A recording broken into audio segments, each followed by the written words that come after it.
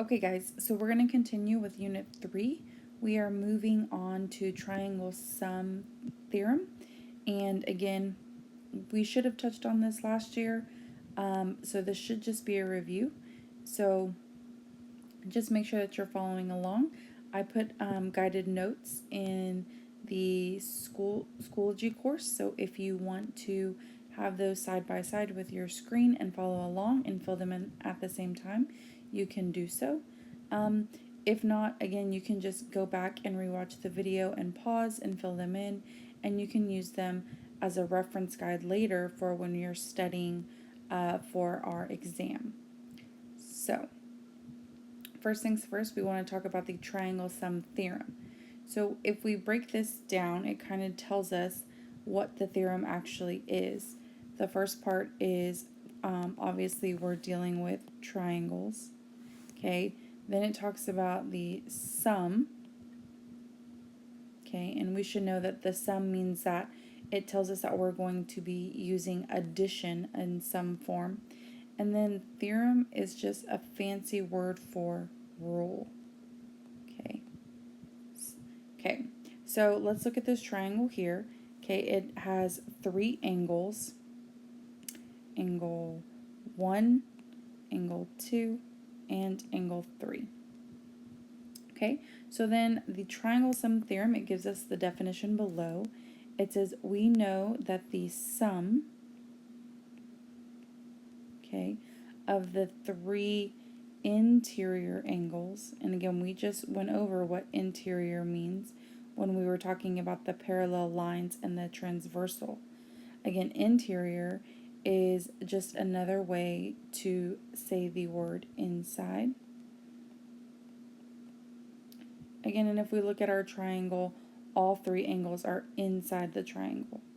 Okay, so going back to the definition, we know that the sum of the three interior angles in any triangle always equal 180 degrees. Okay, and that's what we should have, you should remember that from 6th grade and from 7th grade. So again, the triangle sum theory, okay, if we had to write an equation, would be the measure of angle 1 plus the measure of angle 2 plus the measure of angle 3. Okay, and then obviously it's going to equal that 180 degrees. So let's go ahead and do an example. So again, example number 1, we're given triangle A, B, and C.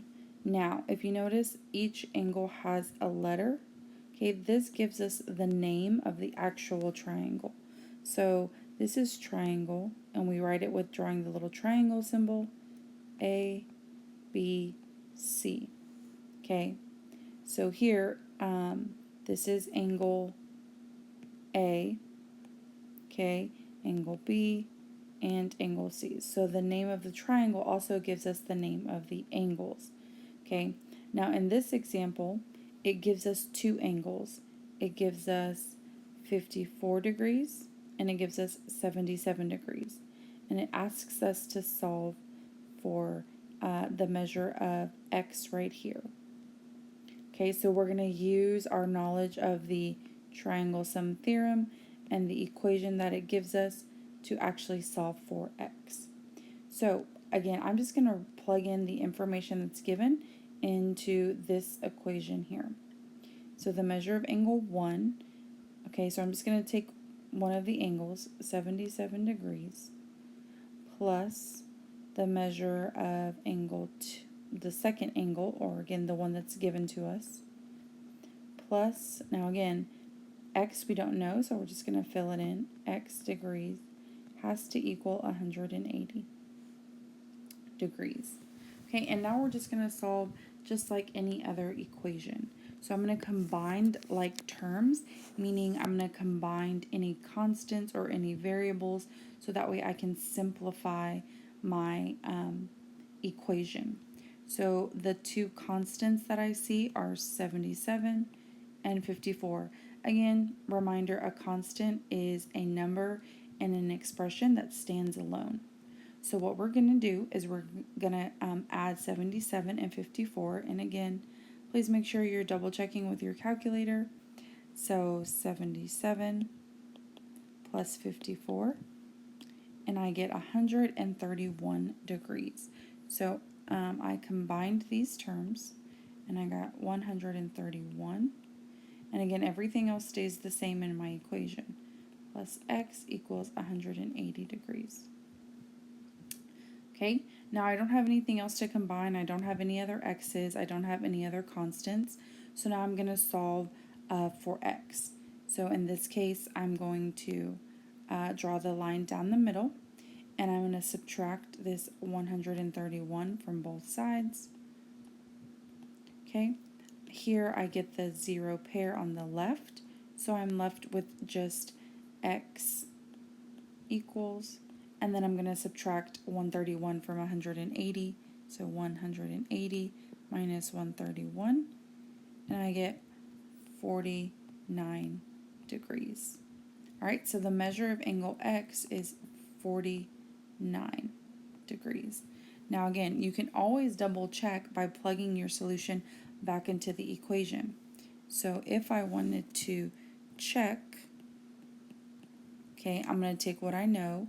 So I'm going to take 77 degrees plus 54 degrees plus, now I know that x is 49, so plus 49 degrees, and I should get 180 if my solution is correct. So again, I'm going to combine all these constants on the left, 77 plus 54, plus 54